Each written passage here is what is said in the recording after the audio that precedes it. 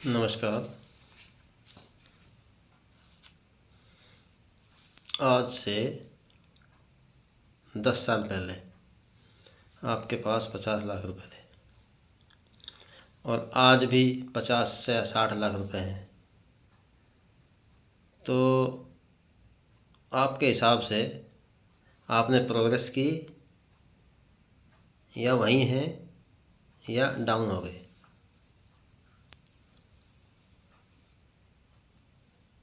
मुझे लगता है कि आप डाउन में गए हैं। आप अब से 20 साल पहले गांव में आपकी संख्या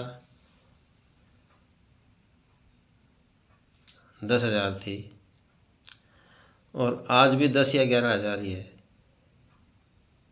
या 10,000 है, 11,000 है। तो क्या आप प्रोग्रेस में है या डाउनग्रेड में है?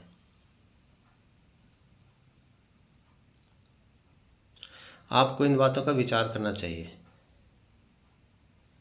कि यदि आपके पास 10 साल पहले 10 लाख रुपए थे और आज भी 10 ही हैं, तो आप बहुत पीछे चले गए, क्योंकि पैसे की वैल्यू भी कम हो गई है और बाकी चीज़ों की वैल्यू भी कम हो गई है।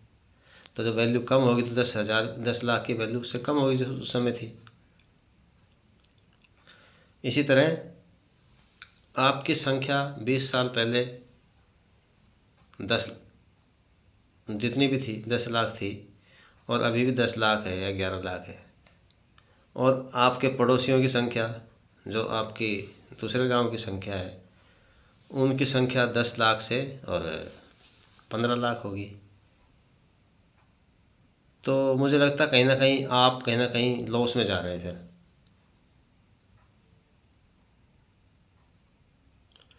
क्योंकि जहाँ सत्ता नंबर ऑफ पीपल यानी लोगों की संख्या से अगर डिसाइड होती हो, वहाँ तो आप पिछड़ जाएंगे और सत्ता आपके हाथ से चली जाएगी। तो इस पर आपको गहनता से विचार करना चाहिए। ऐसा नहीं है कि जनसंख्या बढ़ाना ही हमारा उद्देश्य है, लेकिन यदि आपको लॉन्ग टर्म में लॉस हो रहा है, आपके अधिकार छीने जा रहे हैं, आपकी सुविधाएं छीनी जा रही हैं, आपका जीना अगर आगे आने वाले टाइम में अगर मुश्किल हो रहा है, तो आपको इस सब्जेक्ट पे, इस विषय पे विचार करना होगा। और जहां आप 1 या 2 बच्चे पैदा कर रहे थे, आपको ज़्यादा बच्चे पैदा करना चाहिए।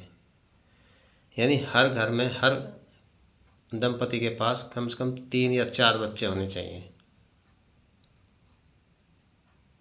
हालांकि फिर भी मैं यही कहूँगा कि फैसला तो आपका ही रहेगा,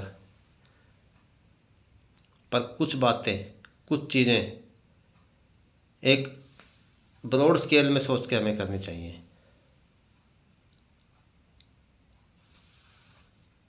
थैंक यू।